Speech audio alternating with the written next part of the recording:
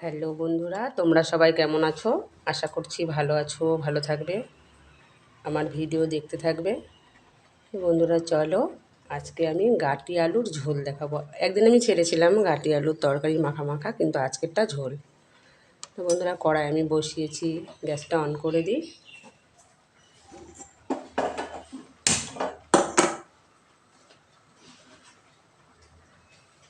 এই দেখো, এখানে আমি 250 গ্রাম কচু নিয়েছি, দুটো আলু নিয়েছি, এইভাবে কেটে নেবে। এটা আমি সিদ্ধ করবো না। গরম হয়ে গেছে, আমি একটু সর্ষের তেল দিয়ে দিচ্ছি।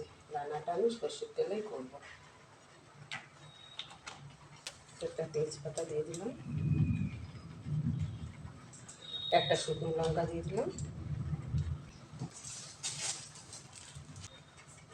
এটা আমি নাড়তে থাকবো।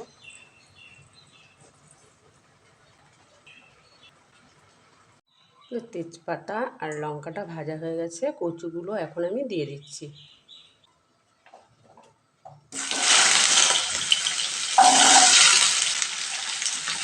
আমি একটুখানি নাড়তে থাকবো।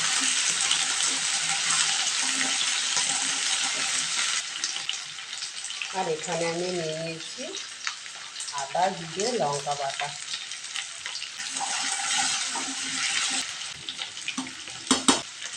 আমি আলুগুলো দিয়ে দিচ্ছি।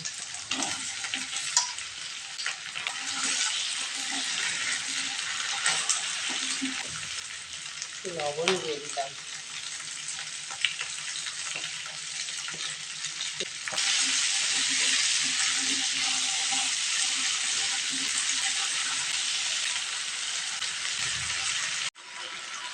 তো এখন আমি মশলাটা দিয়ে দিচ্ছি।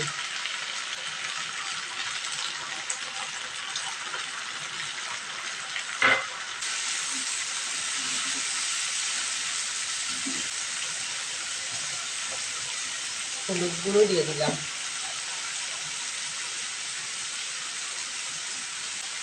ভালো করে কষাতে থাকবো।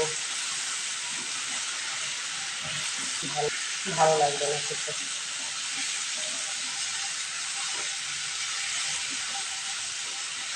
তো 5 মিনিট আমি কষাতে থাকবো। 5 মিনিট কষানোর পর জলটা আমি দিয়ে দিচ্ছি।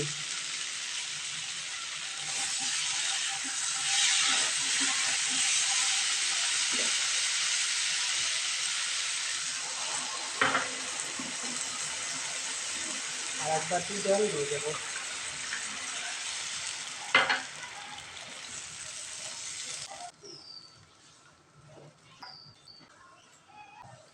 এবার আমি ঢাকা দিয়ে দিচ্ছি। 10 মিনিট ঢাকা দেওয়া থাকবে।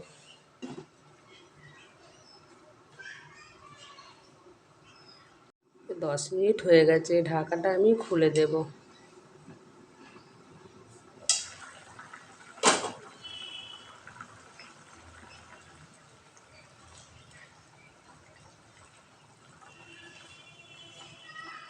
ধনে গুঁড়ো দিয়ে দিলাম।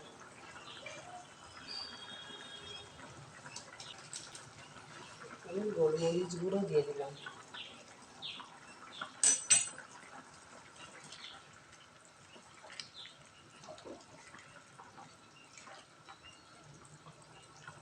হতে দেব।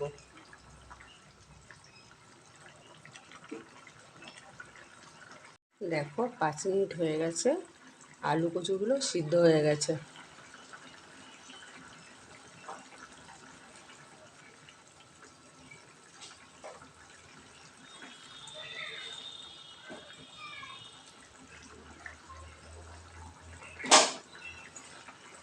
তো এখন আমি একটু মিষ্টি দিয়ে দিচ্ছি।